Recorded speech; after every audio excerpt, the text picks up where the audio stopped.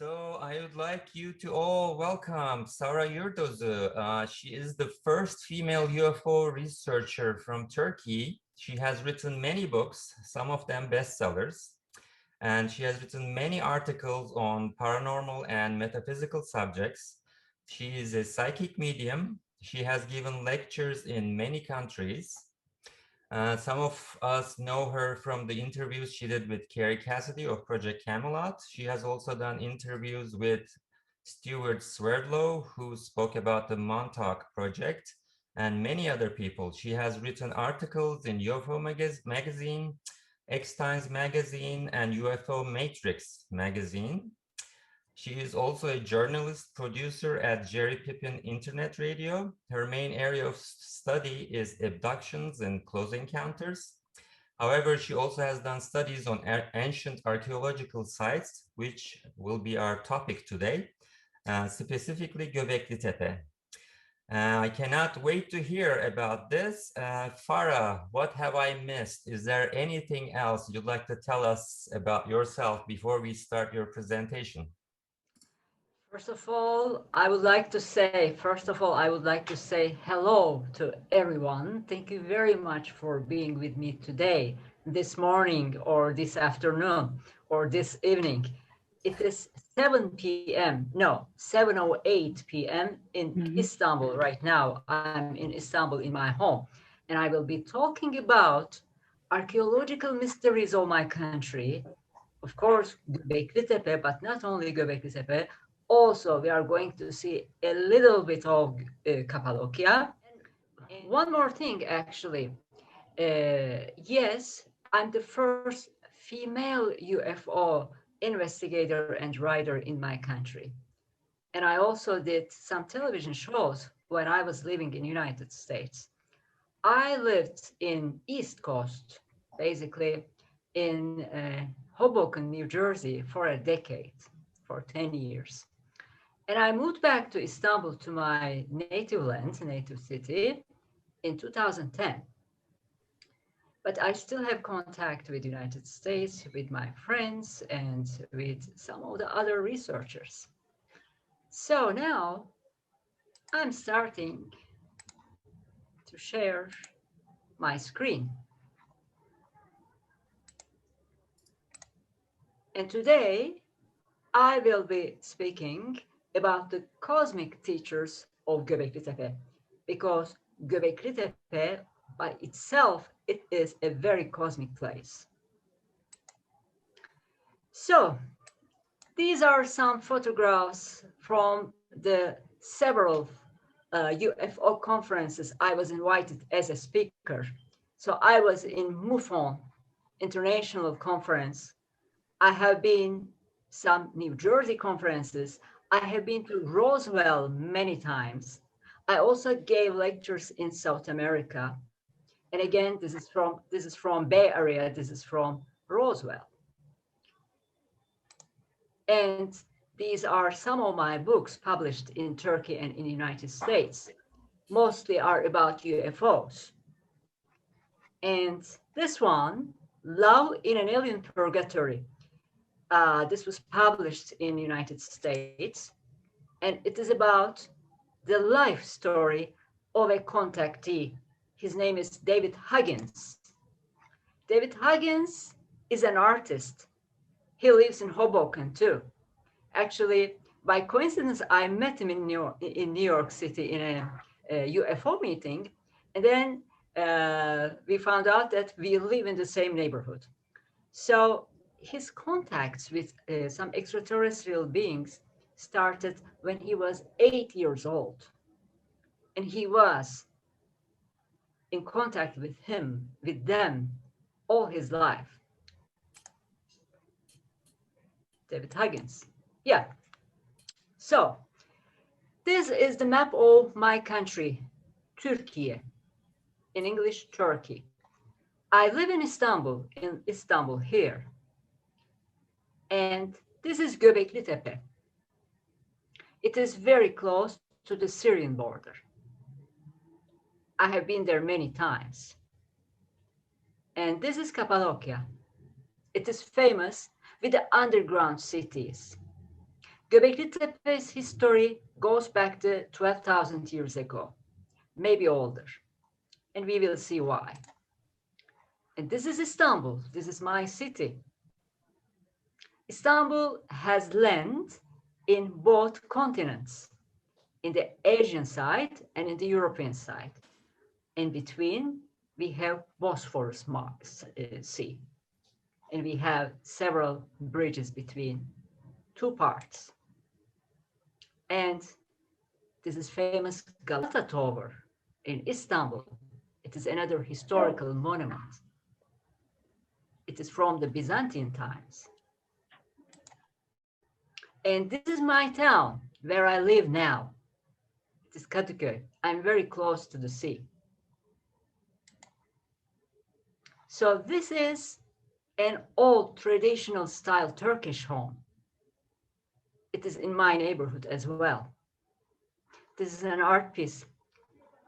All the ornaments, wood, made by hand. And this is a famous ferry station from my neighborhood as well.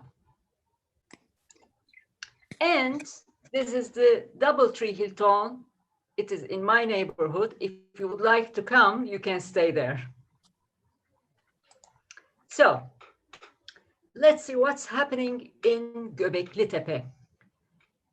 Archaeologists and historians say that the oldest monuments of Göbekli Tepe date back to 10,900 BC. Actually, some people, some visitors, some mysterious people made these monuments between 10,950 and 8,000 BC. And this is where you can see Göbekli Tepe. But Göbekli Tepe is not the only historical site. There is another one, Nevali Çori. Actually, it was older than Göbekli Tepe. And now Karahan Tepe was discovered. And it seems that there are older historical monuments there. The meaning of Göbekli Tepe is pot belly hill, pot belly hill. The symbol of the region is T-shaped pillars.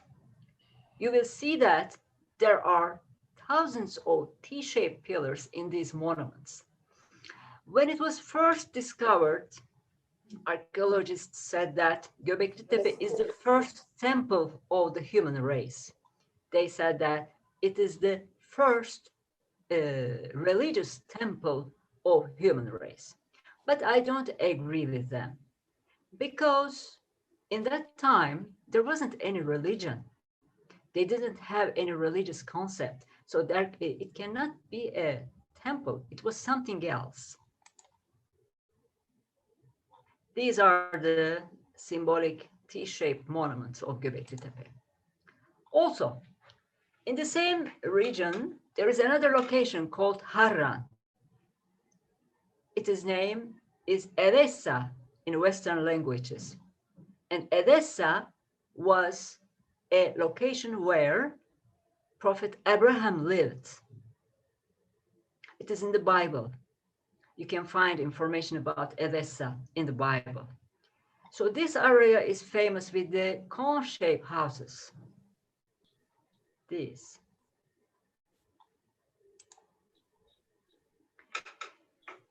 Now we are in the land of Anunnaki gods. And in this area, there was a temple for the moon god. Because for that geography, for that region, moon god was the most important god. As the weather climate is very hot, people didn't like the sun. Normally, we know that sun god, moon goddess, but here it is the opposite. People believed that the moon is the most important celestial body. So that's why they worshipped to the moon, and they made temples for the moon god. In the same region, there are other temples were made later. For instance, this is another temple, another ancient city with a monument for the sun god. And talking about the prophet Abraham, this is the famous sacred pool where Abraham was changed the flames into the water.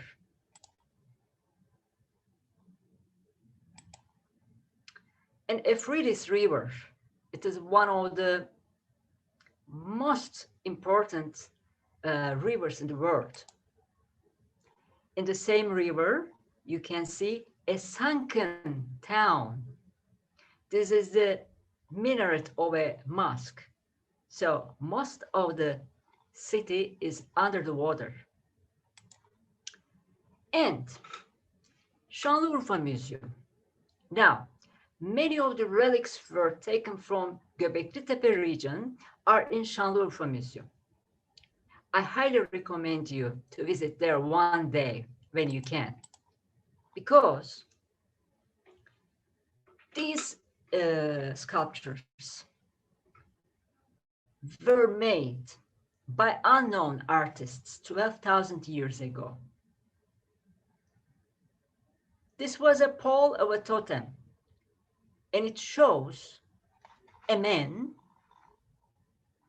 and behind the man, there is the body of a bird. But the head of the bird is missing. This is the body of a bird, and this is a human. So some investigators believed that at the beginning, but they were wrong. They said that this is the head of a reptilian. These are the teeth, this is the eye. No, this is not the head of the reptilian. This is a bird.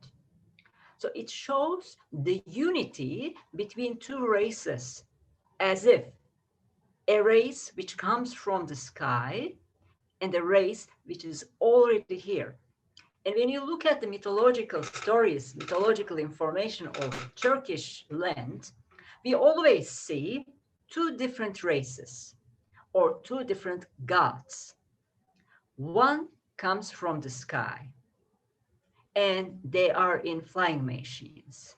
This repeats and again. And the other race is already in the earth.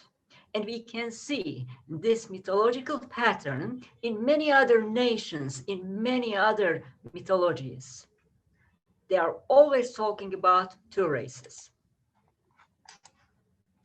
This is what you see in Göbekli Tepe now. This is the central area, which is protected by a roof right now. At the beginning of the archaeological excavations, there wasn't a roof, but now they are trying to protect the temples. Actually, they are not temples, the structures, from the rain, from the wind, and from the snow. So you can see that there are circular shaped stone walls, and inside of each wall, there are 12 or 10 smaller T-shaped stones. And in the center, always there are two T-shaped stones faced to each other. Of course, they are between 10 to 60 tons of weight. Another thing is that in this area, in this location, there wasn't any stone mines. So 12,000 years ago, which is pre-pottery Neolithic period, it means that in that time, our ancestors didn't have any tools to be able to create these artworks or these monuments. Pre-pottery Neolithic time, meaning people still didn't invent the pans or glasses or pots. So they were hunters and gatherers. They were living in the caves. But how could it be possible that they were so advanced to be able to create this amazing site? And this is not the only one. And this is in the entrance of the museum. You can see it's a representation of the two cavemen. So pay attention that they have long hair, long beards, and they are trying to pull the T-shaped columns. But in that time, they still weren't able to do any agriculture. They weren't able to plant their food or anything like this. So how could it be possible that they made this rope without the agriculture?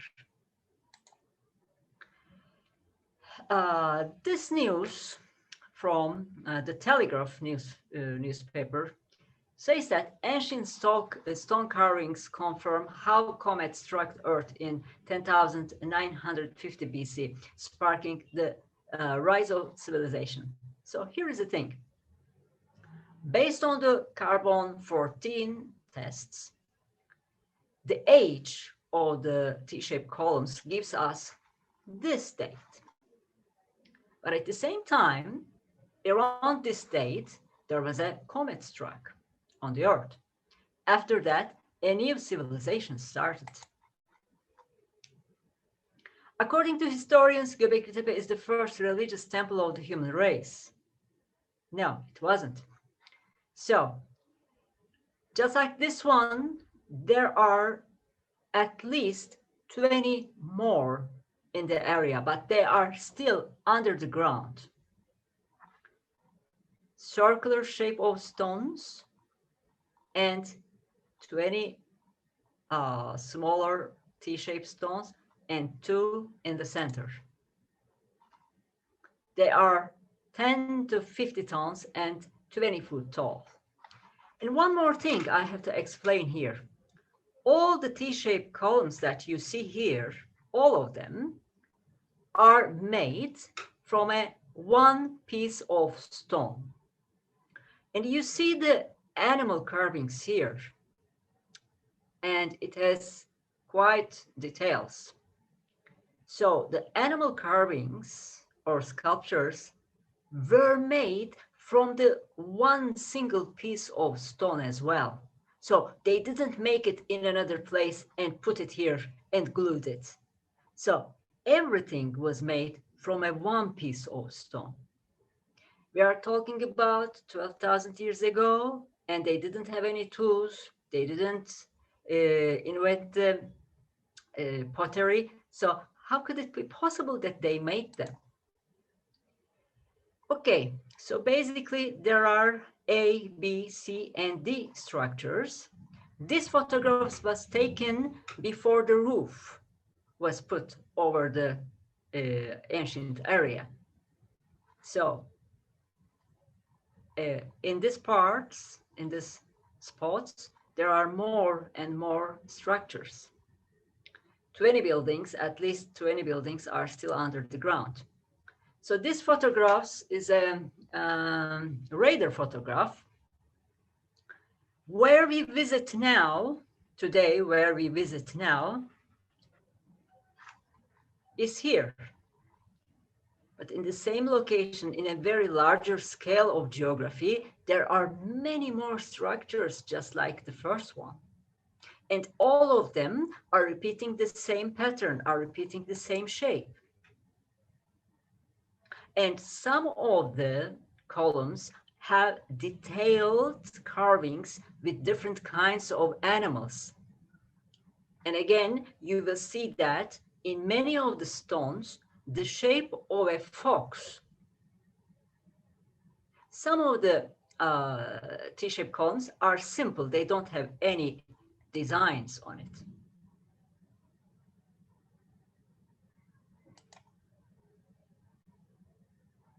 So, who made them and what for? When we look at from the top, this is what we see. Yes, there is a circular pattern, but pay attention. There is no entrance here in the middle section. So maybe this section was prohibited, was forbidden for some of the people.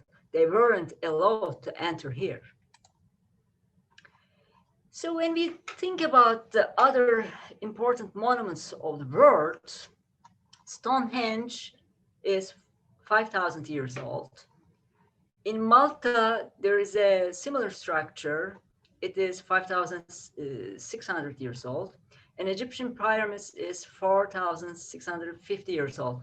So Göbekli Tepe is 12,000 years old approximately, which is the oldest monument made by the human race in the earth so far, of course.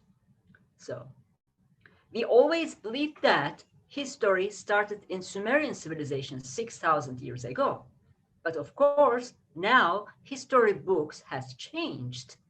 After the discovery of Göbekli Tepe, history books mean nothing because the real history starts 12,000 years ago with these monuments. So I would like to introduce you three gentlemen. Sadly, three of them are not alive today. They passed away. The first one, Şafak Yıldız. He is the owner of the property. He is the owner of the land where the Göbekli Tepe monuments were discovered. Actually, almost 20 years ago, when he was working on his agriculture farm, he discovered a sculpture and he decided to take it to the museum. Everything started like that. After that, German Archeological Society decided to check the area.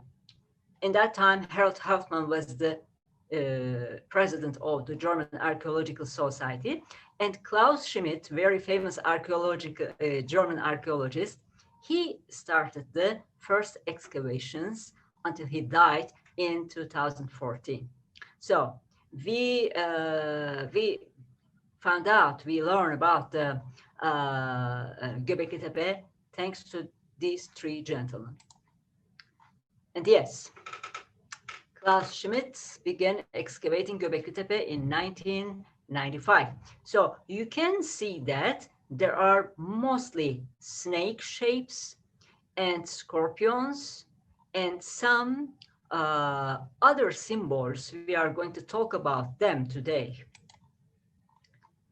This is famous Urfa man.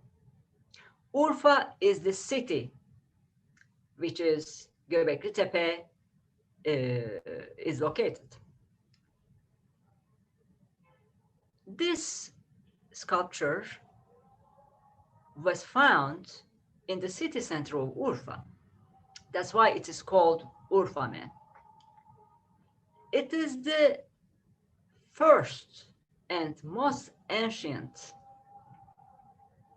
sculpture in the size of a normal human.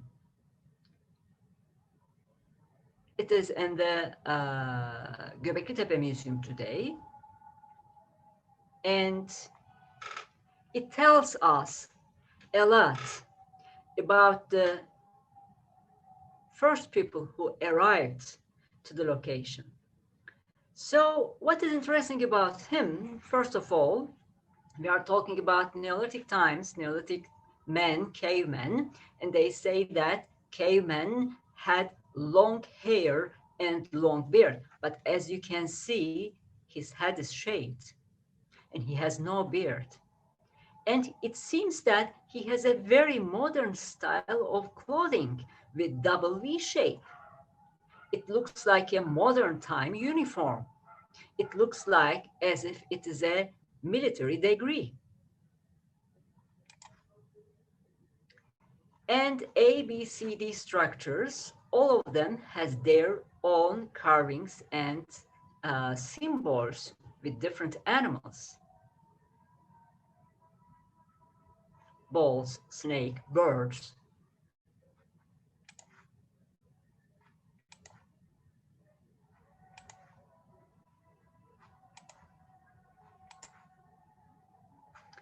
And this pillar is actually it is an astronomical map, and I'm going to tell you why.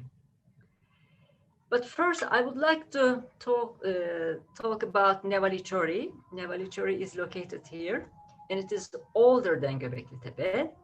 There were same style of monuments or structures in Nevallichori as well. But the difference is that these are not circular, these are in rectangular shape. Now, Nevallichori pillars are in Şanlıurfa Museum. And this totem was from Nevallichori as well. As you can see, the face, the first face and the second face is destroyed.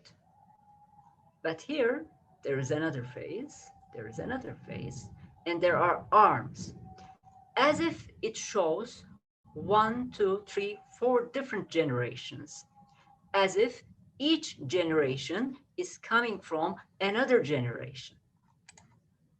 So, at the very top of the hat, there are ears. The first phase is destroyed. The second phase is destroyed. And here you can see the first pair of arms and the second pair of arms and the third phase, third pair of arms and the fourth phase. So what is the meaning of this? What were they trying to tell us? Who were the artists? What was the message? And when you look at closer, you can see a snake. Actually, we will see many snake symbols in Göbekli Tepe region. The question is, who were the builders of Göbekli Tepe? We don't know.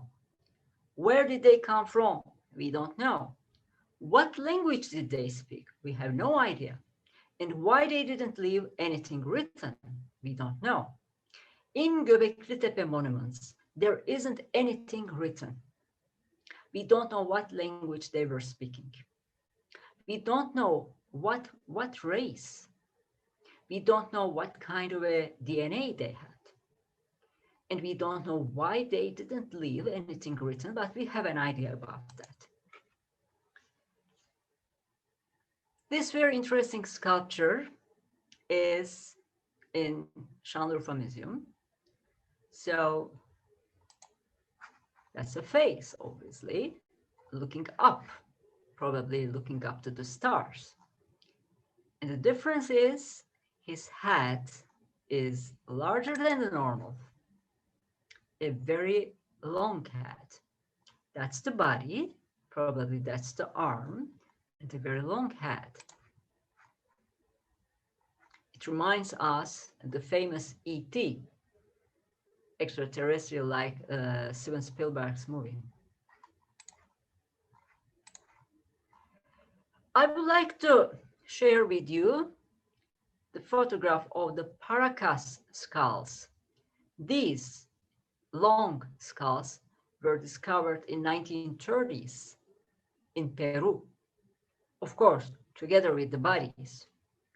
But according to some investigators, these are not normal human shapes. These are not normal human skulls.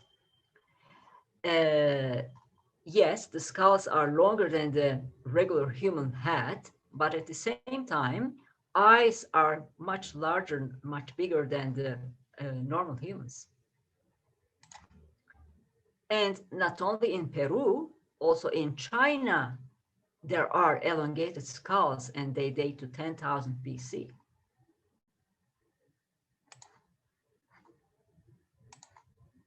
That's the normal skull, normal human skull. That's the irregular one. And you can still see the hair here. In many different parts of the world, they found the elongated skulls.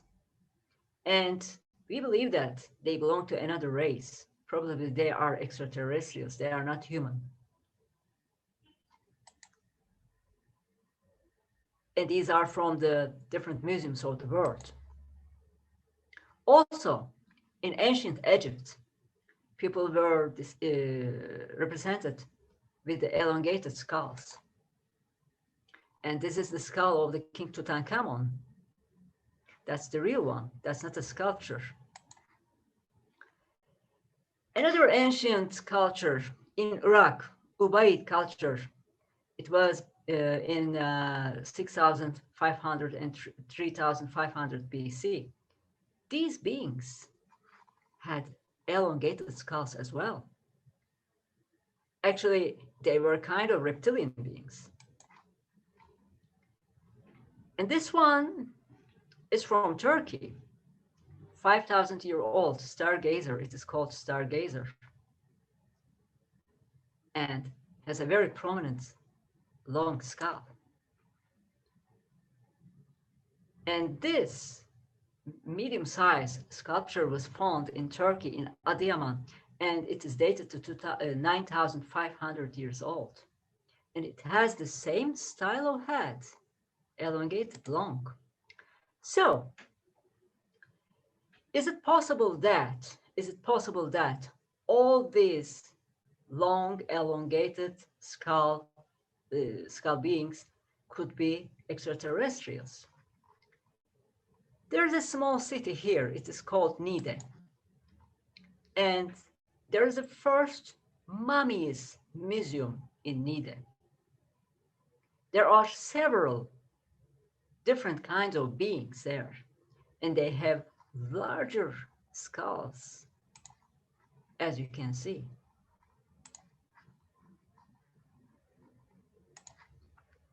Most of the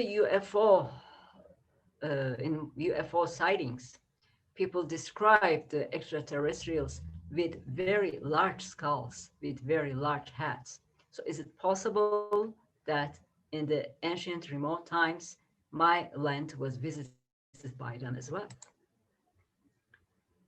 This is from Nevali too, and probably it was the top of a totem as well. So the face is destroyed, but we see a longer head and the snake symbol. And obviously, Vedic priests has the same kind of hairstyle. When we talk about Anunnaki gods, they are coming from the god Anus race. And Sumerian, Babylonian, Akkadian, and Assyrian mythology are talking about them. So there are different kinds of Anunnaki gods. Some of them look like a complete human. Some of them have wings. Some of them mixed creatures. Their head is an eagle, but their body is human. But all of these, actually 4 types of Anunnaki gods, have something in common. Their handbags. In all this Anunnaki symbolism, for some reason, gods are carrying a handbag. And so far, nobody was able to explain what is the meaning of the handbags. They are the symbol of Anunnaki gods. And in Göbekli Tepe, we see the same handbags as well on the pillar number 43. So it means that Anunnaki visitors, Anunnaki gods, wanted to leave their symbol here in Göbekli Tepe too. Again, this column, this pillar, is an astronomical map. It shows the sky in 10,950 BC when you look at from this location. And when you put together this map with the carvings of the stone, it is a 100% match. For instance, here you see the bird, and there is a round shaped object on top of his wing. When you put the complete map, that's the northern pole of the sky. And this is the equatorial line of the sky. The line is here. And also, all these symbolic animals, what we can see and we cannot see, are in the correct location of the constellations. Of course, I'm talking about 10,950 BC, not today.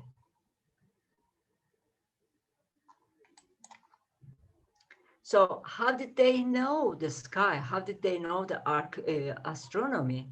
They didn't have any tools. They didn't have telescopes. How was their calculation was that much accurate?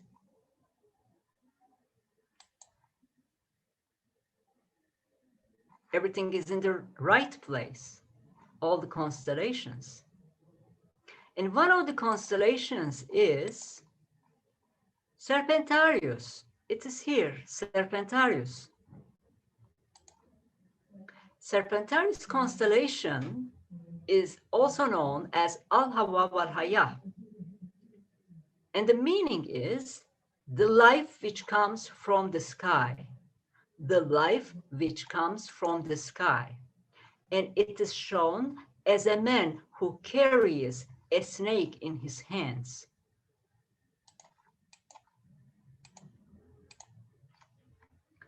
And I would like to take you to ancient city of Bergamo. It is in the western part of Turkey. There is a temple and a special hospital there made for the god Asclepius. Health god Asclepius is also known with the god with the snake. And the symbol of Pergamon was two snakes come from the Stargate. Also, in Sumer mythology, Enki, god Enki, is the same god carrying the snakes. Snake symbolism is repeating in Göbekli Tepe because they were very much influenced by the Serpentarius.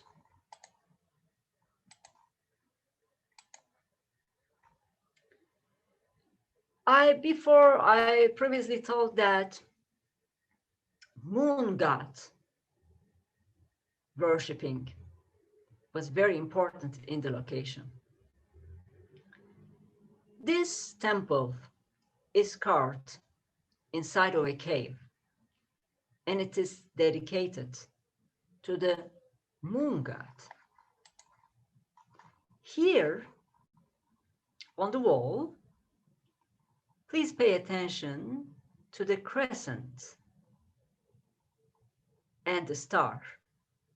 Crescent and the star.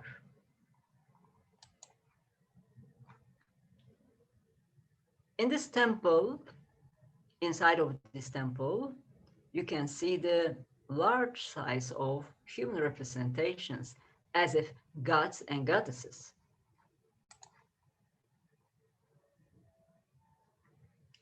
And the region is called Harran, Eressa. And moon god was the supreme power which protects the astrology. And astrology actually started here. When Göbekli Tepe structures were covered with the earth purposely in 8000 BC, in the same region, a new race of people appeared. They are called Sabians of Harran. They still exist today. The builders of Göbekli Tepe decided to cover and hide all the monuments in 8000 BC.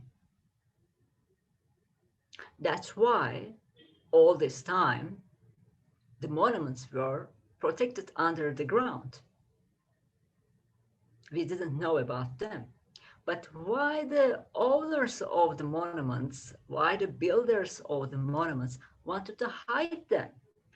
They were hiding something.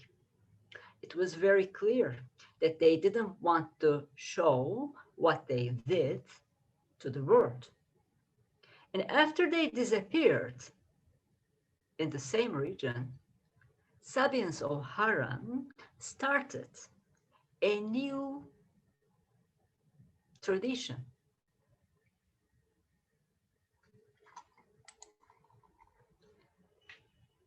Sabians' belief system and teachings were based on astronomy, astrology, alchemy, medicine, and mathematics. They knew about astronomy, they knew about astrology, they knew alchemy and medicine and mathematics. And this is one of the earliest books written by them.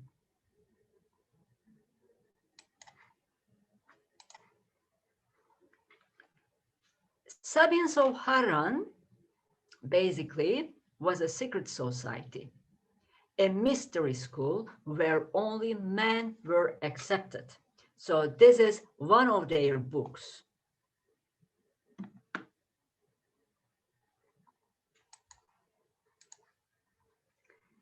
And in this mystery school, the essential rule was to keep their cosmic and esoteric secrets from the outer world.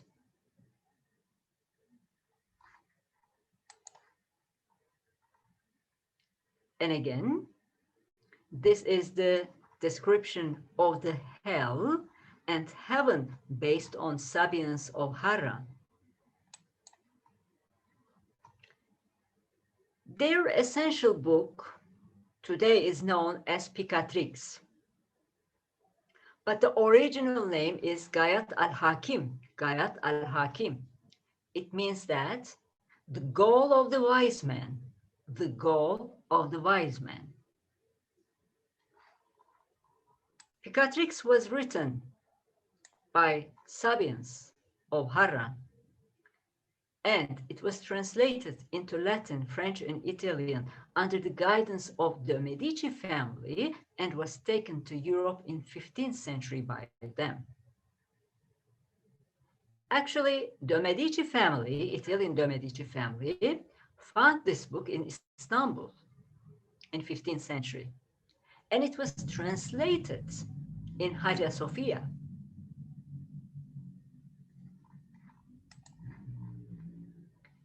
Their teaching was given through the pictures. That's why it is called Picatrix, like pictures. So it's a pictorial teaching book. It was about the esoteric root. These pages, these drawings are from Picatrix. And in this page, they showed Venus goddess like a woman who carries the knowledge book and an apple.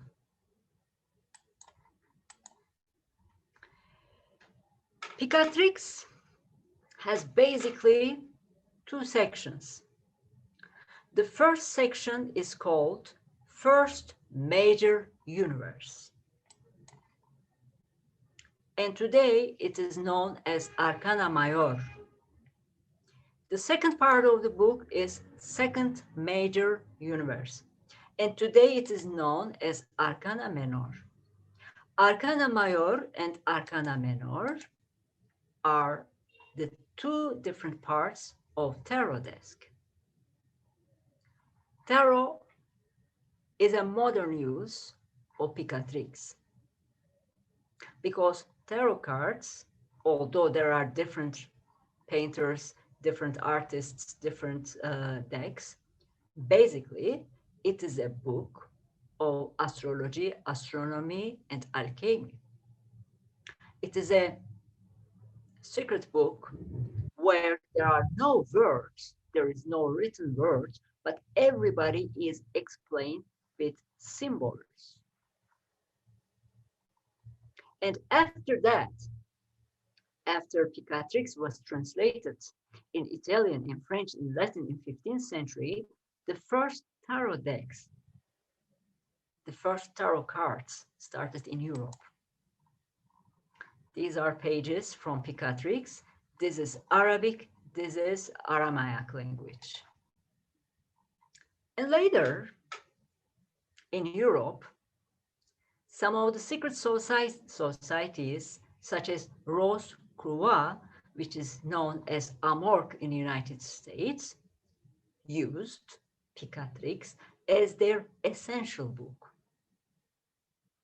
The teachings of Rose Croix and some other secret societies and mystery schools started their teachings, their education with Picatrix. And you know what? And some of the secret societies have some regalia. We call them regalia. They are degrees. Freemasons, Amorc, and the other mystery schools. I don't want to say secret society, actually, I want to say mystery schools. They have their special regalia, their special degrees. Generally, they are V-shaped. And this is a Rosicrucian degree as well, 33rd degree symbol, just like the Urfa man. He has the same symbol.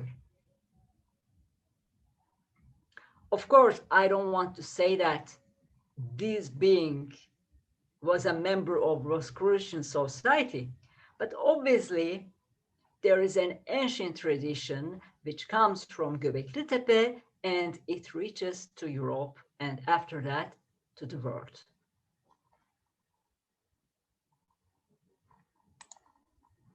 Yeah. We see the similar kinds of beings in the other part of the world, for instance, in Syria, in Tel Brak, and in Egypt. This must be a kind of symbol. Also, in Kosovo, in ex-Yugoslavia, this idol is known as the goddess, and it has the same symbol of the double V shape. Obviously, I cannot see this being as a goddess. Actually, it looks like an extraterrestrial, maybe an extraterrestrial astronaut.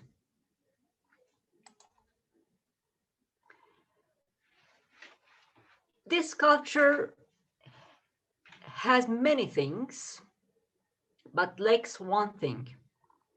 There is no mouth. As you know, in mystery schools, keeping the secrets is the basic rule. So maybe the reason is that they have to be silent. They have to keep the secrets. They have to keep their mouth shut. These small figures are from Göbekli Tepe, and all of them are representing men, males. There isn't any females here. And all of them has the similar shaved head. Maybe, yes, there was a secret brotherhood in Göbekli Tepe, and they had to shave their head as a rule. We continue with Göbekli Tepe columns, and I would like to introduce you this symbol. This symbol.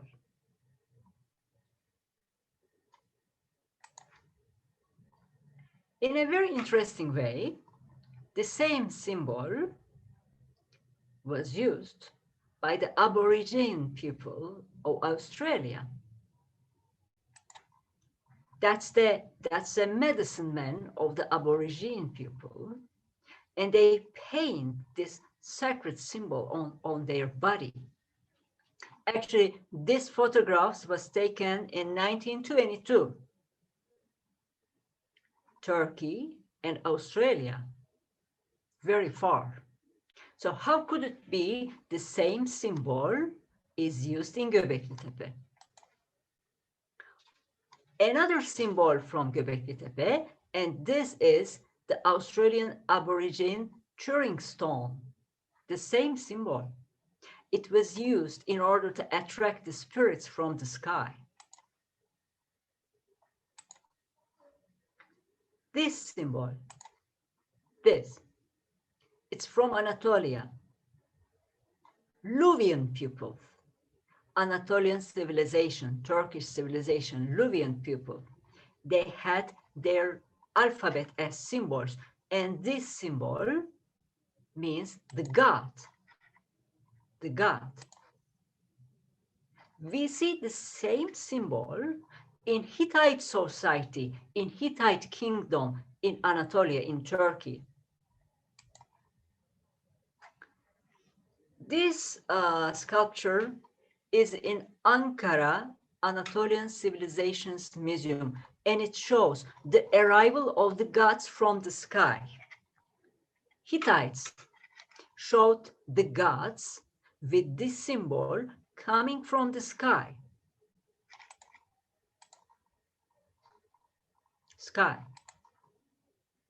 And as we know, most of the UFOs are in the circular shape or egg shape like this.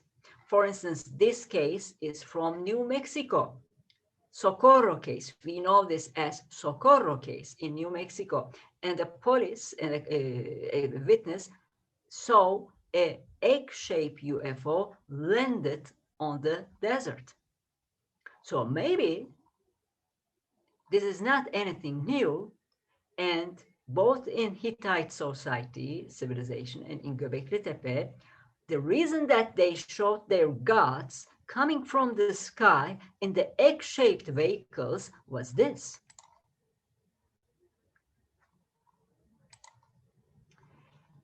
This is Hittite sky god Teshup.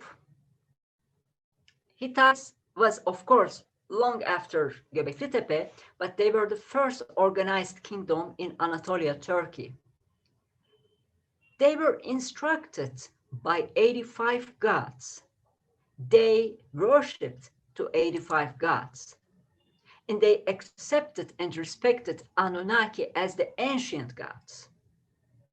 Hittite society was controlled by 85 gods, but those gods were in biological bodies, men and women. They were able to eat, they were able to drink, and they were able to get married to the humans. It means that they weren't angels, they weren't spiritual beings, they were biological beings. And 12 underground gods of Hittite society. They are coming from the underground. And if you pay attention, all of them are wearing the same style, similar uniforms. They have boots, they have helmets, and they have a kind of tool or a weapon in their hand. So why the gods are represented as if they are military soldiers? Maybe they were not gods, but they were extraterrestrials. Hittite society, Hittite kingdom, starts with a fight between two gods. This one is the god Teshup. It looks like a normal human. We call them in ufology Nordics, Nordic extraterrestrials. And his enemy was coming from the underground. You see the big snake? Because it was a reptilian god. Hittite mythology starts with the fight between the reptilian god and the Nordic god. And at the end, it is very interesting. This is our mythology in Turkey. The daughter of the Nordic god, the son of the Nordic god and the daughter of the reptilian god married, and a new race started. Famous underground cities of Cappadocia. Cappadocia is another ancient site in Turkey.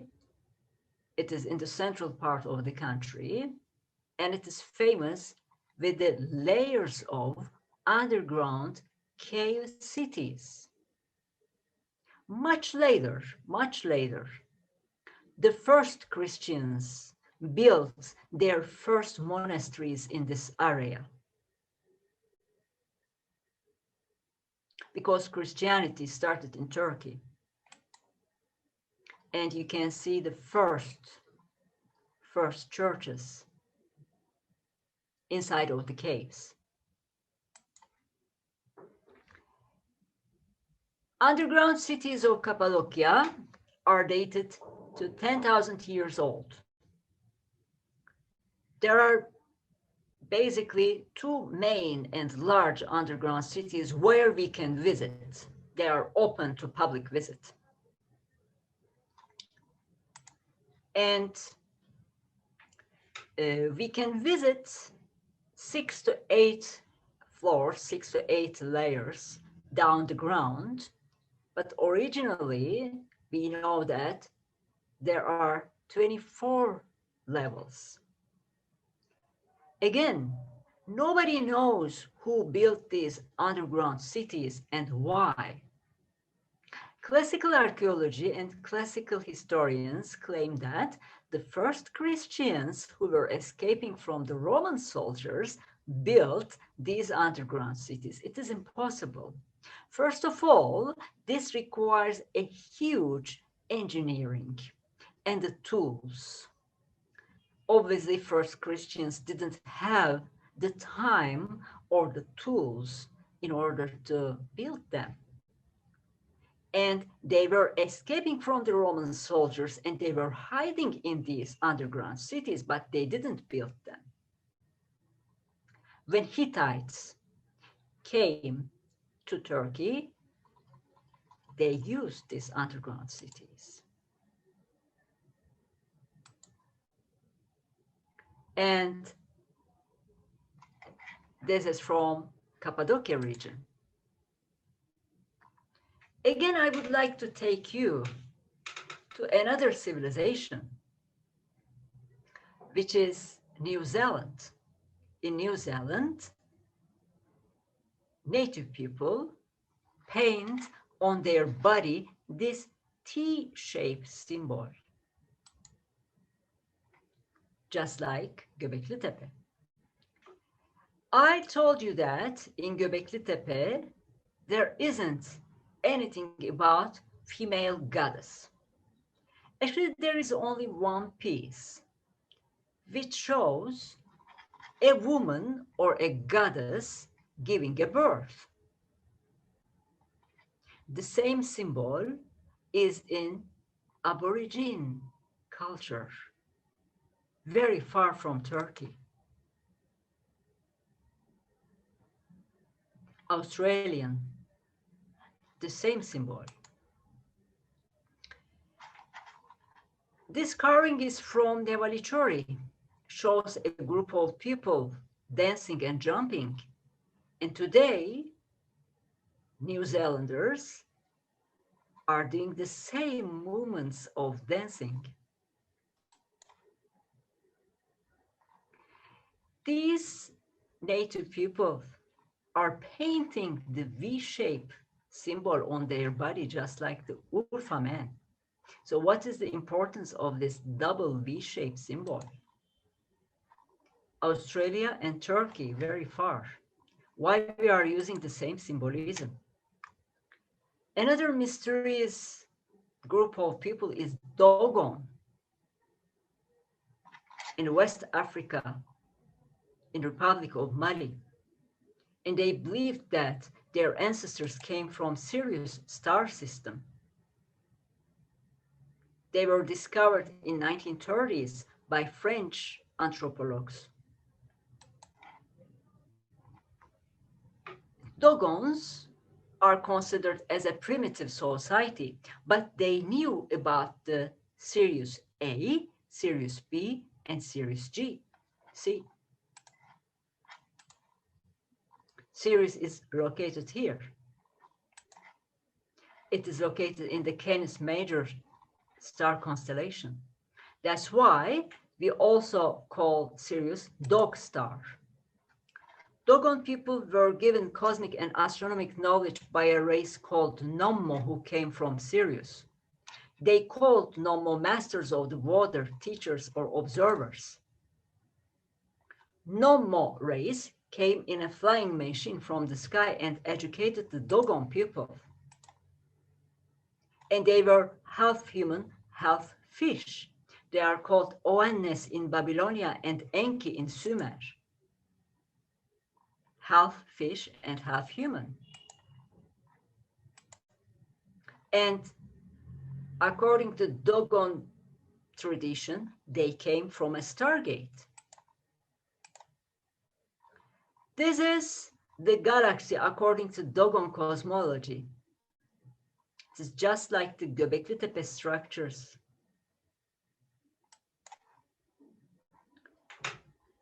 And one of the fox symbols on Göbekli Tepe pillars, just like the Dogon ritual feature teller fox.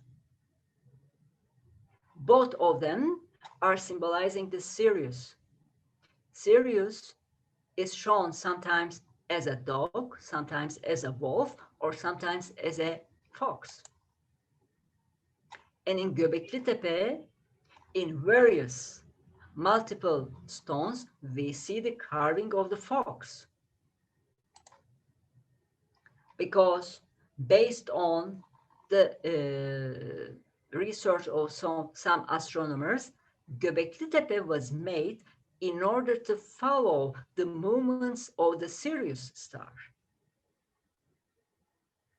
That's why in each column, the shape of the fox is in a different position because they were following the Sirius.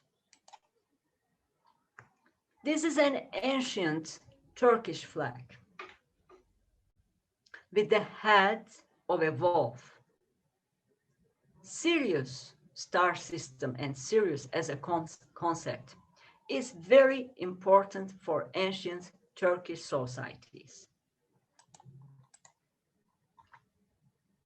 In ancient Turkish belief system, wolf was a sacred animal, and Sirius was the sacred sun where the waters came from and gave the cosmic secrets to the human race. That's why in many of the Turkish republics today, you can see on their flags, wolf symbol and Sirius. These are the flags of some Turkish republics after the Soviets collapsed. And this money bill is from 1927. It is just after the Turkish Republic was founded. It shows a wolf coming from the mountains. It shows the new Turkish Republic. And here, 5-pointed star is Sirius. So it was on our money.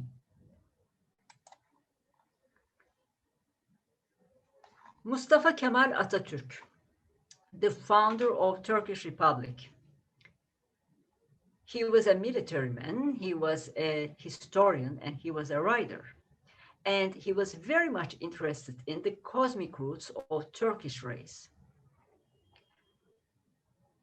He believed that the origin of Turkish race is the lost continent of Mu.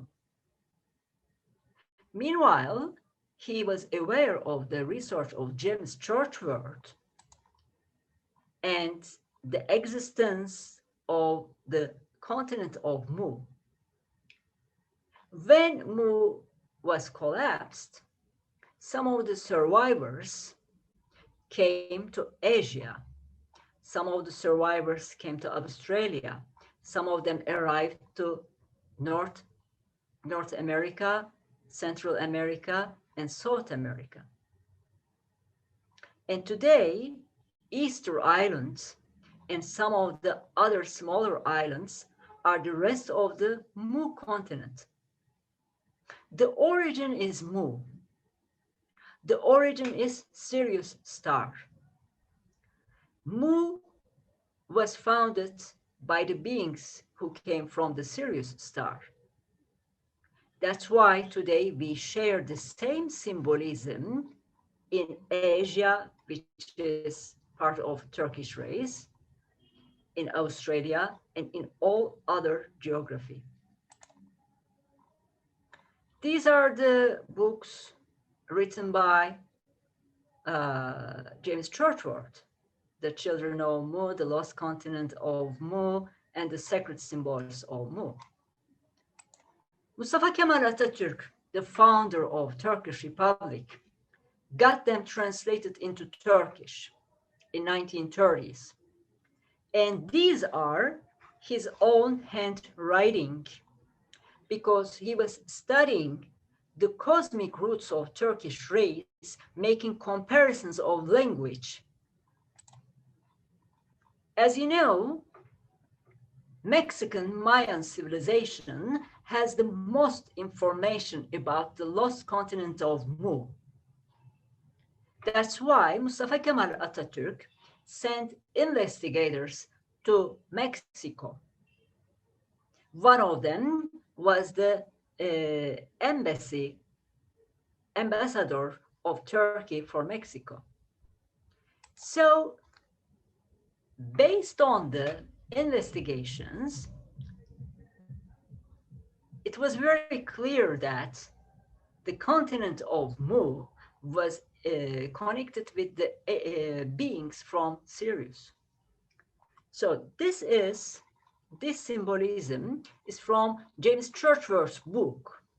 It is about the sacred symbols of Mu. And this small stone carving was found in Göbekli Tepe. It's a snake, it is a snake, it is a tree, and it is a human. A very old story. It is a snake, it is a tree, and it is a human. And we see the same symbolism in the sacred symbols of Mu. Actually, in sacred symbols of Mu, we see something else. The famous T-shape, T-shape, T-shape. This is about the Mu colonies. T-shape shows the beginning of a new era. T-shape is a very powerful symbol. And the meaning is anything hidden is going to be revealed. And actually, when the T-shaped columns of Göbekli Tepe was found, the history changed. Something was secret for many thousands of years under the ground. A knowledge was secret, was hidden under the ground. And just like some symbols left us from the Mu, which is a very powerful T-shaped symbol, Göbekli Tepe was born again with the T-shaped columns. This is from Göbekli Tepe, this is from Mu. We see the similarities between two symbols. And in Mayan calendar, T-shape is another very powerful symbol. We see it again and again. Actually, there are other T-shaped columns in different parts of the world. For instance, in Menorca Island, or in Tory Island in England.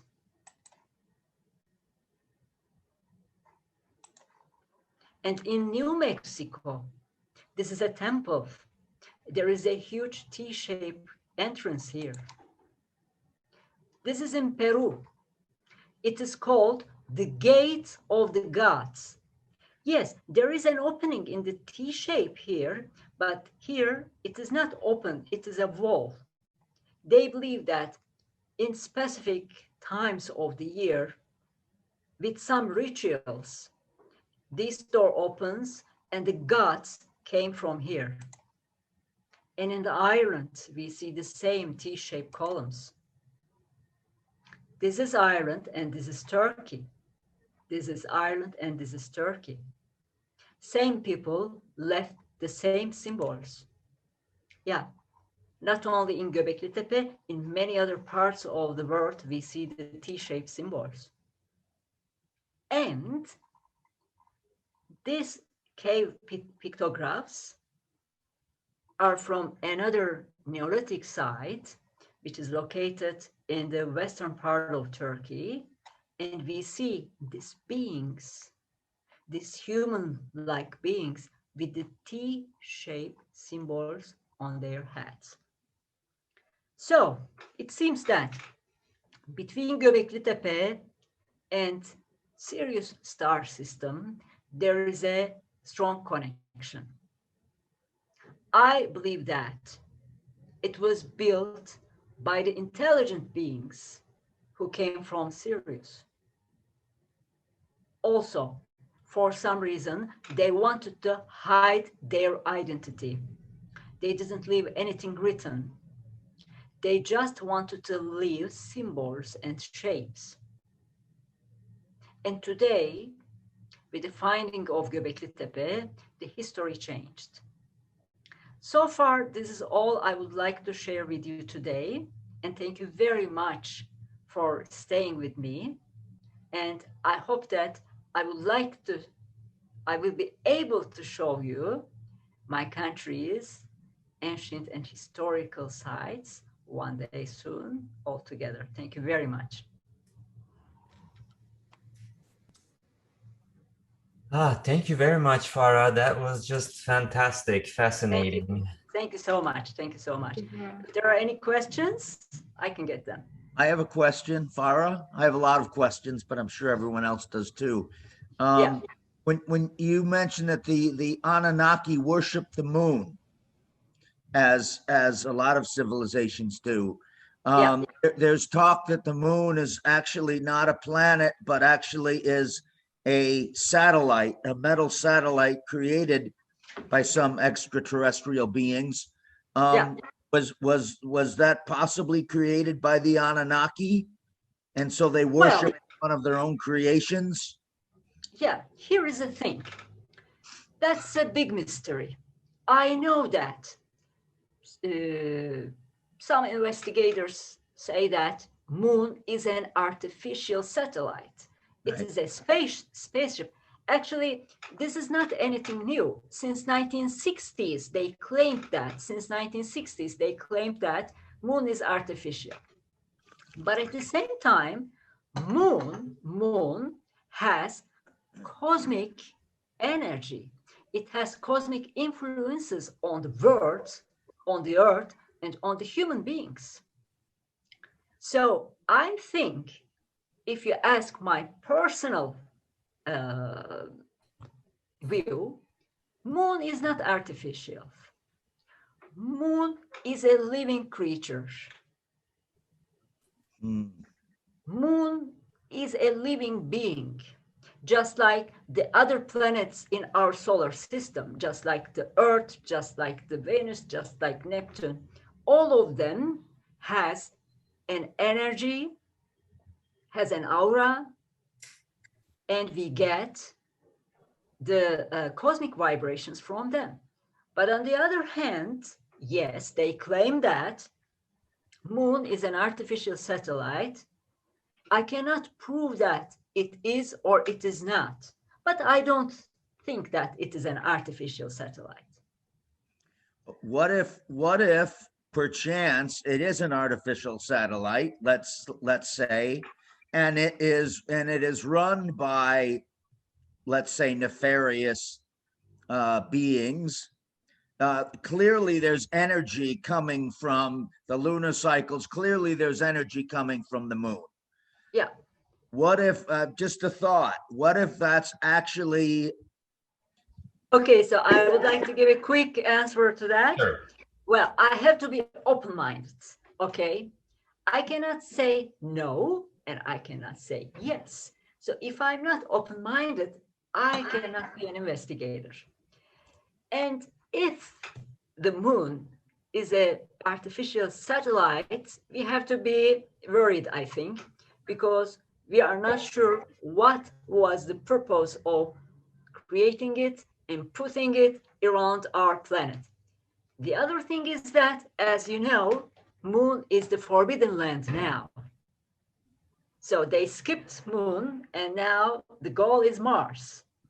For some reason, somebody don't want us, I mean the human race, on the moon. But again, I've never been there, so I cannot confirm that it is artificial or the real. So we'll see what is what. Thank you.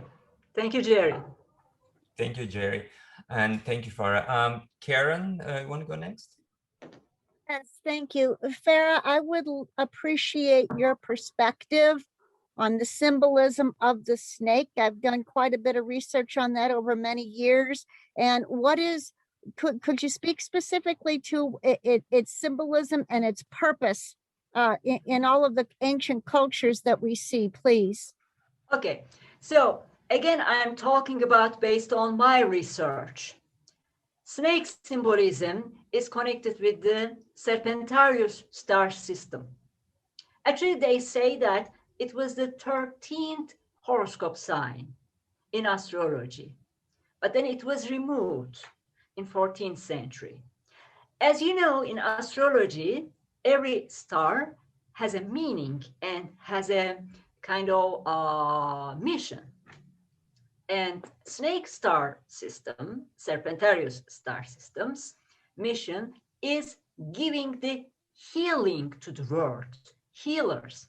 That's why in medicine or in medical field, snake is the symbol of the medicine. That's why in the ambulances, there is the symbol of the snake. That's why in many hospitals or in pharmaceutical places, we see the symbol, the logo of the snake. And in Pergamon, as we mentioned, there was the first spiritual health center made, built in the name of the snake god of healing. So as a result, the repeating symbol of snake first shows us the galactic races, and the second shows us the healing power of some specific planet. Because the snake gives you the healing. Thank you. You're very welcome. Teresa? Thank you. Farah, thank you so much for your just insightful presentation and your work and your research. Help me understand the lack of the feminine, the female. What's up with that? Yeah, of course. Now, in Göbekli Tepe, so far, we couldn't find anything related to the female aspect, anything related to goddess. So it makes me think that Göbekli Tepe was used by some group of male beings, men, and they didn't live there. It wasn't their house. They didn't bury their deceased people there. They didn't cook their food there. It wasn't their living area. It wasn't their residential area. So all the circular shaped stone monuments, to me, was a laboratory. And it was an alchemical laboratory. You know what?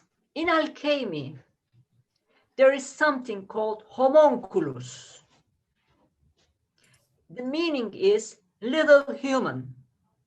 In the old alchemy books, there is the explanation of how to create a human being artificially and without using the mother. In ancient times, alchemists, they claimed that they were making a human only from the man. Okay? They didn't use any mother. How did they do that? Actually, today in YouTube videos, they show how to make a homunculus, but don't try it at home. It can be very dangerous. So here is the principle. Obviously, it is necessary the sperm of a man. And they use a regular egg. I mean, a chicken's egg. So they make the embryo using their own, how can I say, tools. And when they have the embryo, they put it into the womb of a cow. Okay? And it stays there for a while, then they remove it, and then they put it into a kind of artificial glass womb. And after that, the homunculus borns. Now, as you know, my principal research area is ufology, and I'm very much interested in alien abductions. Because in Turkey, we have a lot of alien abductions. And last night, I was on a television show in Turkey, and I was talking about the same topic there. In one of the alien abduction cases, but in the United States, the victim, the abductee, tells something like this. He says that, I was taken to the UFO, and, sorry, one of my cats wants to say hello. No, she's very shy. By the way, I have 4 cats at home, and sometimes they are very active.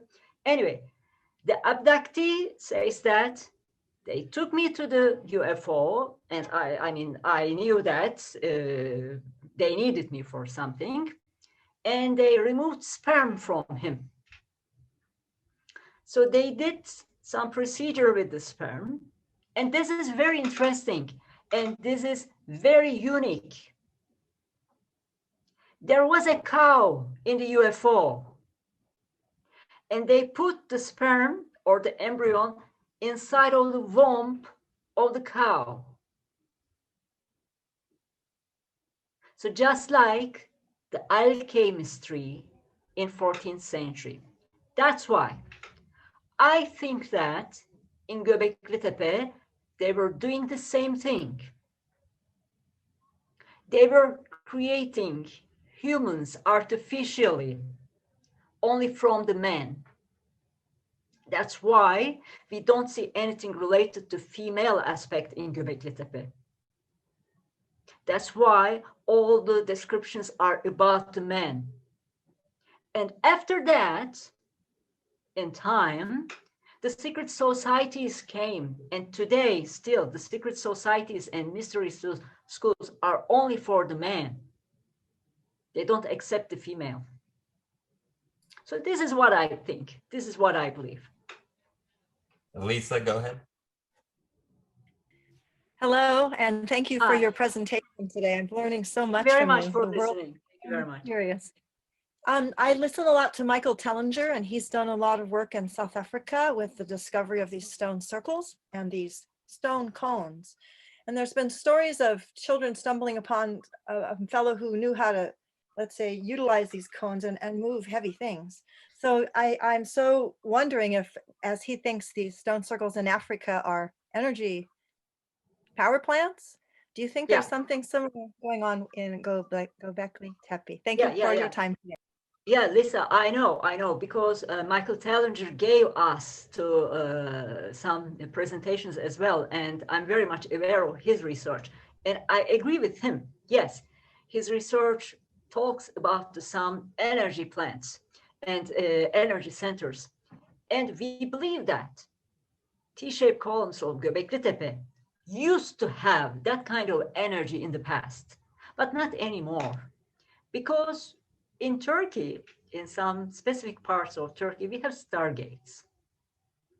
Actually, I would like to, today we don't have time, but in Turkey we have, a lot of a lot of UFO sightings, and it goes back to history. The reason is that we have some stargates.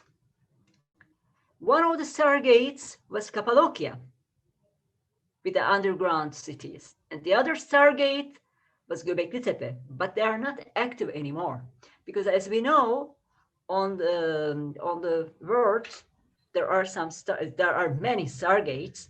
Some of them used to be active in the past, but they are not functioning anymore. So I agree with Michael Tellinger. Yes, Göbekli Tepe had the same purpose in the past, but not anymore. Thank you for that question. Lilia has a question. Oh yeah, hi. Hello. I studied Turkish mythology in my area. I was born in Bashkortostan and related to Tatarstan culture. So we had this Tengri, Tengri, of course. Is that from Anunnaki? Okay, so that it's thank you very much for this question, Lilia. So, I mean, now today, as you know, Turkey is an Islamic country, but our original religion was not Islam. Turkish race comes from the Central Asia, and our original and real religion was Tengri, which means sky god, which means shamanism. Turkish race was shamanic race at the beginning. So, is it Anunnaki or not? I think Anunnaki is not the everything. I think Anunnaki was powerful only in Mesopotamia, in Babylonia, in Syria, in Akkad, in Assyria, but they were not controlling the complete planet. So there are quite differences between the Tengri religion and the Anunnaki. Actually, here is the thing. Anunnaki race or beings or visitors didn't bring any religion. They didn't. They just controlled the human race. But Tengri is quite different because it gives a purpose. It gives a vision to the human race. So this is what I think. Thank you for that question, Lilia. I have a question. In Ankara Anatolian Culture Museum, there are a lot of statues and carvings of gods with wings. Do you think those are related to Anunnaki or others, or what do you make of that? Yeah, in what you see in Ankara, which is our capital city, and Ankara Anatolian Civilizations Museum has mostly have carvings and relics from Hittite society. Here is the thing. Hittite people accepted and respected Anunnaki gods.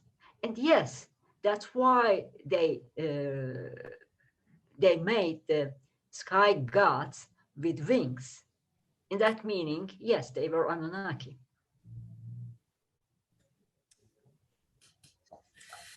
Thank you for that. Any other questions?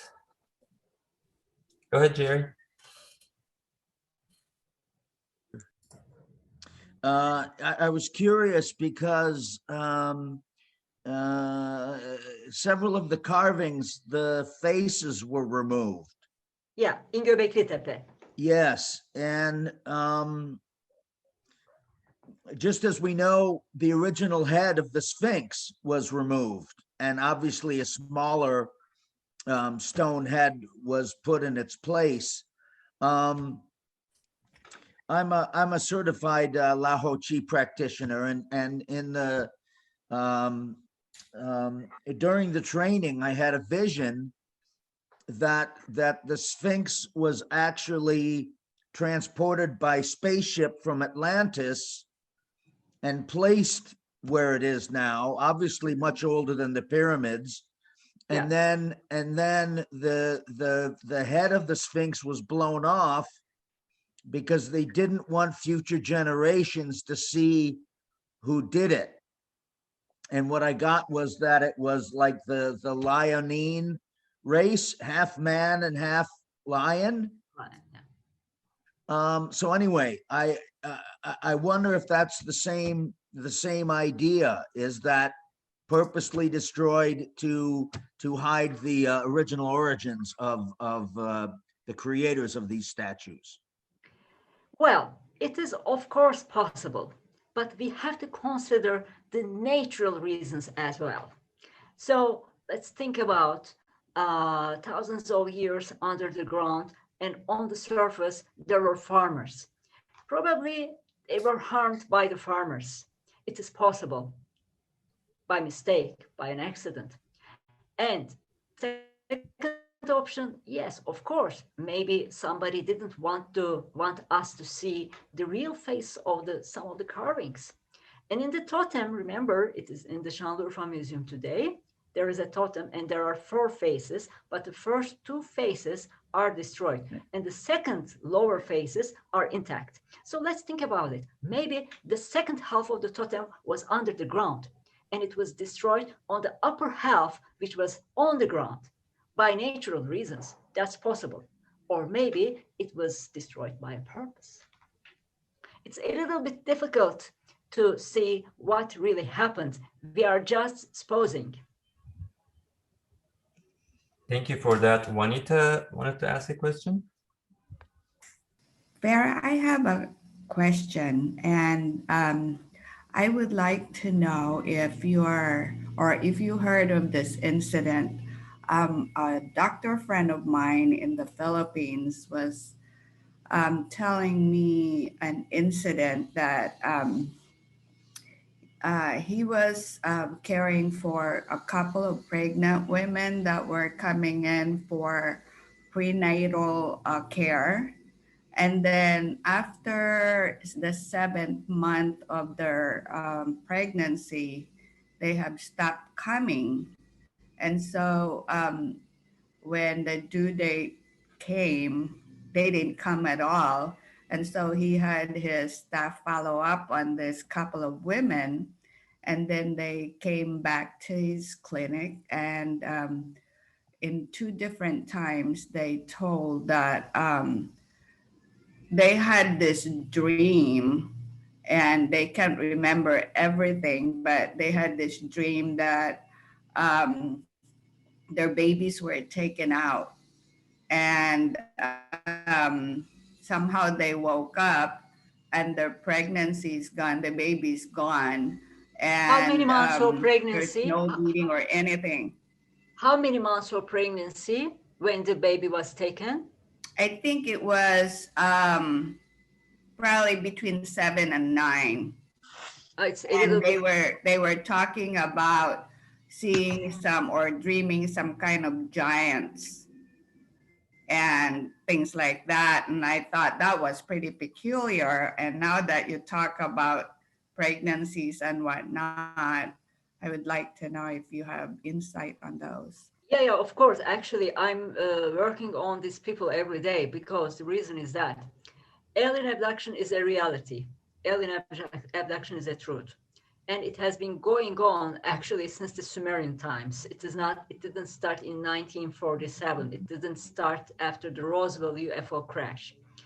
And in Turkey, we have a lot of alien abduction cases, and many pregnant women are losing their babies just after the 2nd month of the pregnancy, just after an alien abduction.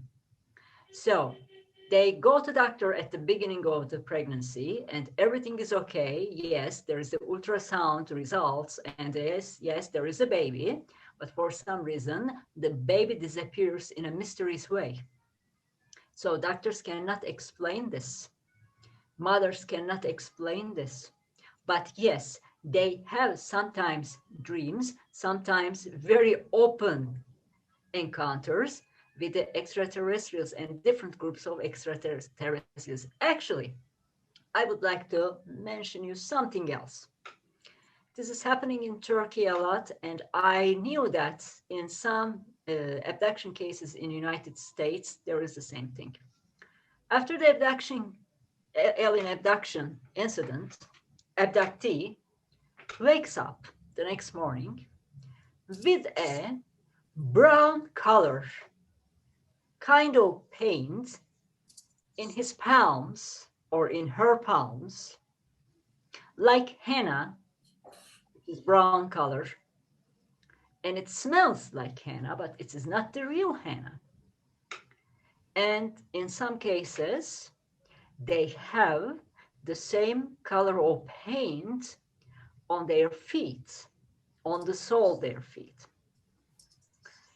And I have been collecting these cases from everywhere in Turkey, and also the Turkish people who live in other countries are sending me their cases.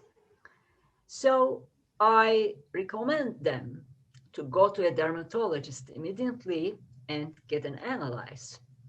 So yes, they go to a hospital, they go to a dermatologist, and the result is, this is not a skin disease. This is not a paint. It is not from the outside of the skin. It comes from the inside of the skin. But it is not fungus. It is not an allergy, because as we know, a skin allergy causes redness, itchiness, sometimes burning. So this doesn't cause any itchiness. This doesn't cause any burning. And you can wash it with all kinds of detergents, but it doesn't come off with washing with soap or with the detergent. So it disappears by itself within sometimes 4 days, 5 days, based on your skin type, because everybody's skin type is different. So I don't know if you have something similar in your area, or if you heard something like this in alien abduction cases. So it is related to alien abduction, and it seems that extraterrestrials or whoever are abducting the people, they want to leave a kind of, how can I say, coding. It's like a coding. It is like marking the people with something. So if you have something similar, please contact me and share with me your experiences or the experiences that you're here. And Juanita, what you are mentioning to me is a very typical case of alien abduction, but I never heard that 7 months or 9 months of pregnancy ends in this way. So generally in the 3rd month, in the 2nd month of pregnancy, they remove the fetus. Okay, I will. Susan, yeah, thank you very much. Susan wanted to ask something. I guess Susan Smith, she was raising her hand. Yeah. Yes, I think I'm unmuted, yes. Have you spent much time in Egypt? And many of the faces have also been removed, and some have said it when you remove the face, they're somehow destroying the energy that is carried in the sculpture. Yeah. And also I've heard that that some places in Egypt are much older than 5,000 or 6,000 years. Oh, definitely. That's more for like sure. 12,000, 14,000, Yeah. something like this. Definitely. I agree with you. Definitely. I'm very sure that Egypt goes back to probably 10,000 years old. And removing the face, yes, it is a very unpleasant situation, because sometimes people are afraid of the energy of a sculpture or the expression. And let's remember that the entrance, or how can I say, eyes, are the most powerful places, even on a painting or even on a sculpture. And it is a focus point of the energy, because when we open our eyes, we are aware of the world. And most of the times, eyes have hypnotic power. We know that. So that's why people are afraid of the eyes. Probably that's why in some of the cases, not all of the cases, in some of the cases, they are trying to remove the face, remove the eyes. Okay, thank you. Yeah, you're Thank welcome. you, Farah. Therese?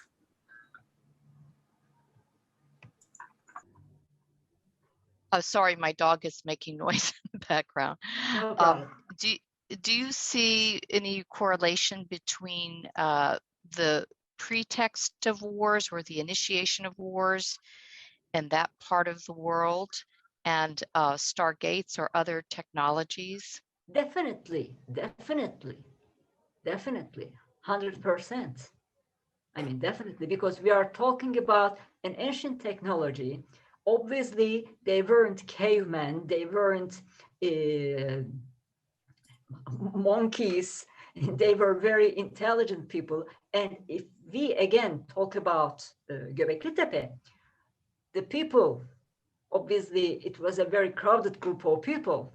They knew about engineering, they were artists, they were sculptors, and they also built waterproof structures there. How did they make it? Obviously, they had the technology. Maybe in the future, maybe next year, we can organize a tour to Göbekli Tepe or Cappadocia all together. I would like to take you because I have tours to Göbekli Tepe and Cappadocia every year. And now we are going in September and in October with our Turkish friends. Actually, totally, we will be 90 people. So the region is wonderful. We visit several places. And also one of them is the Mount Nemrut. We climbed Mount Nemrut. So maybe in the future, maybe next year, we can organize something all together. I would like to take you there. I would like to take you there. Definitely, several people asked me about that, so we will do that. So Farah, how are you doing? Are you getting tired? Do you want to? No, I'm not tired at all. I'm having my wonderful time with you, and I can get more questions if you are not tired. Okay, Lila hasn't spoken yet, so Lila, you want to ask your question? Yes, thank you so much, and it's a wonderful presentation. I'm going to see if I can make my question clear. I had understood that the Anunnaki had come to Egypt, but they were from Atlantis. And now you're saying about Göbekli Tepe and Mu and Sirius. So I'm wondering about whether they were the same or from different star systems, the people from Atlantis who came to Egypt and the people from Mu that came to Göbekli Tepe. And if this story about the reptilian being and the Nordic being coming together in Hittite society. Yeah, if this was something that maybe brought some evil influences as well as positive ones onto the earth, since we're talking about some very bad reptilians we're trying to get rid of now. So I don't know if that's too complicated a question, but it's not complicated at all. Thank you very much for your question. Here is the thing. First of all, I would like to give a little bit more information about Turkish cosmology. So everything seems that in Turkish society, everything seems that our origin is Sirius, our origin, Turkish race. But again, we know that in many teachings, and also Western teachings, esoteric teachings, Sirius is the sacred sun, holy sun. And most of the spiritual teachings come from Sirius. And the first reflection of Sirius on the earth is Mu, lost continent of Mu. And Atlantis comes later. So there is always this idea. I don't know if it is correct or not. The founders of the Mu was the good guys, and the Atlantis was the bad guys. This is what they say. I don't know. I wasn't there again. Maybe I was in another past life, but I don't remember now. So And they say that Mu was very spiritual and Atlantis was very materialistic, and they used the technology in the bad way, whatever. So this has been around for a long time. And about the reptilians. In Turkish traditions, in Turkish mythology, there's a lot of reptilians. And I would like to remind you the big carving in the Ankara Anatolian Civilizations Museum. It shows the Teshup, Nordic god, and it shows the reptilian god, which comes from the underground. And here is the thing, actually, I didn't want to tell you that story, but now maybe it is the time. Hittite mythology starts like this. God Teshup, he is in human form, has a war, has a battle with the reptilian god. And in this war, in this battle, reptilian god takes Teshup's eyes and Teshup's heart. He takes his eyes and his heart. But guess what? Nothing happens to Teshup. He is alive. He is very healthy. Because obviously he didn't lose his real eyes and his real heart. I think that it was a technological tool. Maybe it was a hard drive. It was something like this. But he loses the war. Now, he goes to an oracle. He's a god, but he goes to an oracle in order to get advice. If he's a god, why he needs an advice? And the oracle says that, listen, if you want to win this war, this is what you have to do. You have to get married to a human woman and you have to get a son from her. And when your son arrives to the marriage age, then you will be able to win this war. And he says, okay, he gets married to a Turkish woman. I mean, Hittite woman, a human woman. So, extraterrestrial god and a woman from the earth gets married. And they have a son. And when the son gets to the marriage age, what happens? Another war starts between the reptilian god and the Teshup. But as soon as the fight starts, Teshup's hybrid son and reptilian god's daughter get married. So all these things are symbolic, okay? I think that two different extraterrestrial groups, one is Nordic, they look like almost human, and the second is reptilian, they look like reptilian. They were here on the earth, on Turkish land, for a DNA research, for some scientific experiment. And I think they were two rival groups. So they were trying to see what happens if we create a new hybrid race. So why they insisted your son has to arrive to the marriage age? Obviously, it is not a legal marriage. It is about if he will be able to reproduce or not, if he is going to have his own children or not. So as you know, the mule, right? Katır, the mule. Yes. Comes from the dog, comes from the horse, and comes from the donkey, is the mule. Is a hybrid being, but cannot have his own children. So they wanted to see if is an extraterrestrial and human hybrid can have his own children. So this is what happened in Hittite society. And if it is true, if it is not the only imagination of a narrator, if it is true, we are the hybrids of the earth people, extraterrestrials, and reptiles. I mean, reptilians. I'm talking about Hittites and our geography. So here is the thing. Yeah.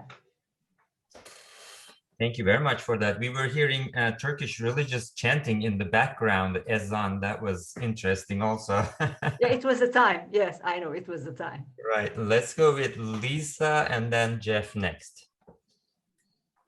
Thank you for taking my second question. So it was similar of course. to Mu, the lost continent of Mu, is that Lemuria? That's all. Yeah. Actually, they gave it the name of Lemuria later, Lemuria. And the reason is that there is an animal called lemur. They gave the name of the lemur to the Lemuria, but Mu and Lemuria is the same thing. It's the same location, but I prefer to call it Mu. It is easier. I have a crazy desire to go to Kauai. I think I am Lemurian. Yeah, probably, because the Hawaii, the Fiji, Easter Island, they are the remnants of Mu. Yeah. Jeff, go ahead. Lemuria, Mu, was when you showed showed a picture earlier of a stone with a tree, a serpent, and a human, and it just made me curious. Is Lemuria what Christians consider to be the Garden of Eden? Well, actually, you know what? In many societies, ancient societies, has the same story between a man and a snake and a tree. Actually, it wasn't only one tree, it was two trees. One of them is the tree of life, and the other one was the tree of wisdom. So, yeah, it's possible, of course, why not? Maybe Mu was the first paradise, was the first Eden for the human race on this planet, only on this planet. Thank you. You are very welcome. Thank you very much for. I think Valkyrie wants to. Thank you very much. You're talking about this T shape, the gate of the gods, and you said anything hidden will be revealed. And I was wondering if there's going to be a great collective reveal, that everybody's talking about the great reveal, or if it's more personal, individual, as everybody wakes up to information. Okay, so you know what? Actually, T shape. First of all, T is a letter, and it comes from the symbolic letter tau in the Phoenician alphabet, and in the Hebrew alphabet, as you know, tau is the last letter. I mean, aleph is the first letter, and the tau is the last letter. Tau means the signature, the awakening, and therefore, the T shape and the cross became the symbol of the awakening. And let's remember that when Jesus Christ was on the cross, he died, but 3 days later he was arisen again, and something has changed. So it was awakening. It was awakening for the people. So this is one of the symbols. And the second thing, especially in ufology, probably you heard this, for so many years, people is waiting for this, what was that, disclosure. They have been waiting for a disclosure about UFOs, disclosure about UFO files, whatever. So nothing like official disclosure happened yet. There is no official disclosure in ufology yet. But when we found out Göbekli Tepe, it was a disclosure. It was a different kind of disclosure, because we learned that the history was different than that we don't know. We were mistaken. Still now, in the same area, Göbekli Tepe area, there are more structures under the ground, and archaeological teams are opening them. And as much as they find new structures, the history goes back.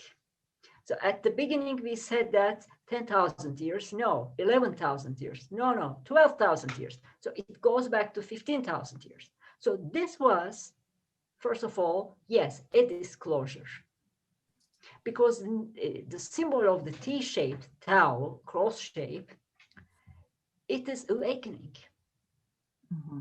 Why in Christian religion, cross became the symbol of Christianity? Why not it wasn't a circle? Why not it wasn't a triangle? Mm-hmm. Why it was cross? There's a meaning, because it's a signature. It's an awakening. That's why. Thank you. You are very welcome. Yeah. Thank you, Farah. Lilia has another question, and then we'll go to Jerry. Sorry. In my area where I was born, Ural Mountains, we have this Archaim. It looks, the circles, the same. Archaim is observatory. I don't know which century, maybe 5 BC. And they tell this was Indo-European people. And I have pictures from the museum. Archaim had 16 different villages. It's underground archaeological discovery of, maybe they were Zoroastrians, but they have, I don't know, but they have European type of faces, or maybe it's Eurasian faces. Do you know something, or is it connected to? Okay, I don't know exactly your area, but if you would like to send me some information to my email, I will be very happy. But this is what I would like to say. Only in Turkey, mm-hmm. we have more than 100 underground cities, okay? More than 100 underground cities. And there are underground cities in Brazil. There are underground cities in, where? In some European countries. So, you know, Helena Petrovska Blavatsky, Madame Blavatsky. Okay, Madame Blavatsky. Yeah. Mm-hmm. The founder of the Theosophical Society in 19th century. Madame Blavatsky came to Turkey, to Istanbul, and he visited also the other parts of Turkey. The reason is that she was looking for the connection with the Agartha and the Turkey's underground cities, because she believed that Turkey's underground cities has a connection with Agartha. The funny thing is that there is another Turkey, underground of Turkey. Even in Istanbul, there are underground galleries, there are underground streets, let me say, between the two parts of the city under the Bosphorus. Remember at the beginning, I showed you a picture of Istanbul. There is two parts of the land and the sea, and underground there are tunnels, and nobody knows who built them. So as a result, I think that in some time, in a very remote ancient time, some group of people were not able to live and survive on the surface of the earth. That's why they needed to hide. They needed to build the underground cities and galleries in Turkey and in other parts of the world. Maybe they were from another planet, and they weren't able to live under the sun, on the daylight. So they needed to hide. Yeah. Thank you, Farah. And You're very welcome. Jerry, you had one more question? Yeah. Thank you, Farah. I've said this before. I've mentioned this before, that that I have had a reptilian attachment to me, and apparently it has run through my family lineage. I have now kicked that being to the curb, as they say. I'm wondering, in your Turkish cosmology, originally the reptilians created humans to mine gold for them and be slaves.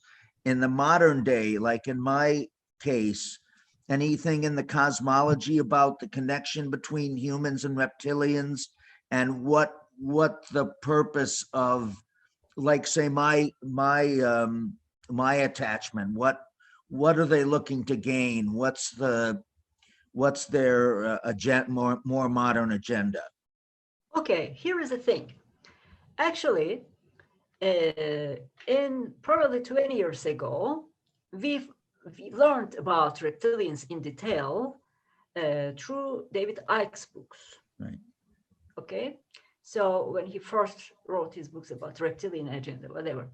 But in Turkey, in the Eastern world, in Mesopotamia, in ancient cultures, we already knew about reptilians. It is not anything new for us. Reptilians, actually, maybe some other time, I have to give you another presentation, another lecture about that topic, because it's a very detailed topic. In the handwritten old books, there are the groups of reptilians. There are different types. And for some reason, reptilians have been very much interested in human race. Just like we see in Teshub and reptilian god war. And I don't know if it is good or bad. I don't know if we have to be happy or we have to consider ourselves unlucky. But so many people have connections with the reptilians. It is not that we are proud of, but it is not that we cannot deny. That's the truth. That's the reality. We cannot change it. But I studied a lot about reptilians. Actually, again, last night on the television show, I was talking about that. In 19th century, now I have to tell you about my own family's experiences. In 19th century, my grandmother's father, I have to tell you about my grandmother's father from my mother's side.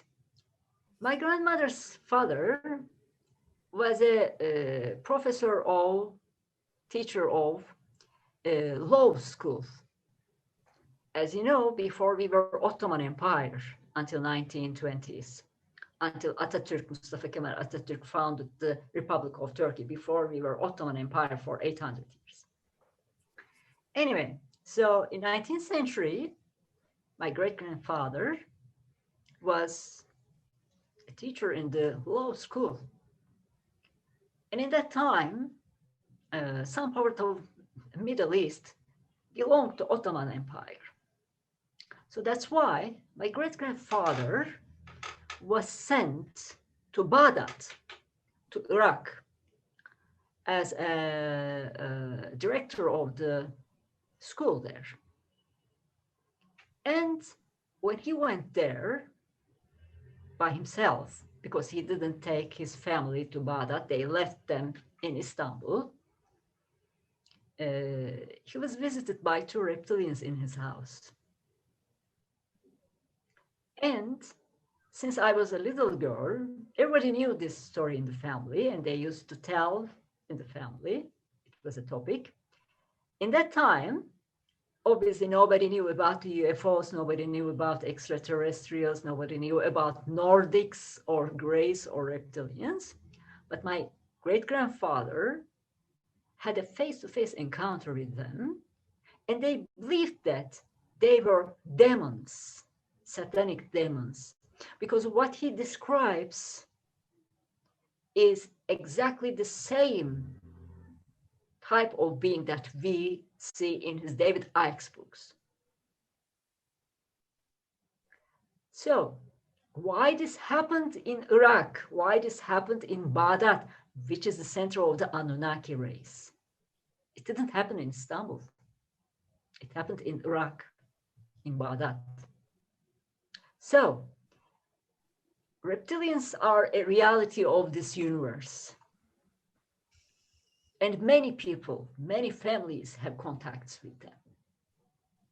Some people say that not every reptilian is a bad guy. There are good guys as well. So that's a reality. When you look at the archaeological museums all over the world, there are reptilians. It means that artists saw something, because human mind can only make a painting or an art piece when they see a sample. We cannot make a painting or a sculpture if we don't see a model. There was a model, obviously. But Jerry, if you would like to send me your story, I will be very happy to read it. Your connection with the reptilian thing. Yeah. Thank you, Farah. Thank you, everyone. You are very welcome. Thank you. Okay, can we get the last questions, please? Are there any other questions for Farah? I have a question. How about the jinn being? We have a lot of jinn stories in Turkey. Do you know much about that? Yeah, I'm an expert in those stories. Okay, here is the thing. In Turkish belief system, in religious system, in shamanic system, there is jinns as well. They talk about some energy beings made from the energy. Interdimensional beings. They are called genie. Actually, the word genius comes from that term. Because we believe that genies are more intelligent than the humans. And the other thing that they can travel in time back and forth, because their lifespan is much longer than the humans. For instance, they can live 600 years. And we are talking about a completely interdimensional world, interdimensional concept. These beings don't belong to Earth. These beings don't belong to our planet. They don't have a physical body. But they can have a temporary physical look, a temporary physical body when they need to interact with humans, like a shape-shifting. Sometimes they use the image of a very beautiful woman. Sometimes they use the image of a very attractive man, which is the incubus scubus story. And the tradition of the ancient knowledge says that genies have a variety of groups. They live as tribes, and each tribe has a different quality. Some of them are very helpful to people. Some of them are more negative and more angry towards people. Remember the famous story, Aladdin's, what was the lamp? What lamp was that? Aladdin's lamp, but when he rubs it, a genie comes out and asks, say, how can I help you? Whatever. So that's why some of the genies are ready to help the people. Some of them, they don't like people. So genie thing is, it's not an extraterrestrial, because you know what? Extraterrestrials, aliens, they have a physical body. They can touch you. You can touch them. They have a physical body. But genies are interdimensional beings. They don't have a physical body. They are different. And shamanic teachings also, please, that's very important. In North American Native Americans, shamanic teachings, they deal with the similar type of interdimensional beings. And there was something else. Skinwalker.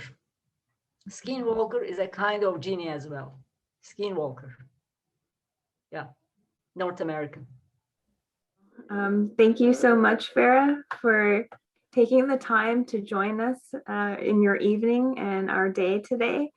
Thank you for sharing your wealth of knowledge and experience. It's been really, really amazing to hear. And I speak on behalf of all of our coordinators as well for thanking you for taking the time to join us today.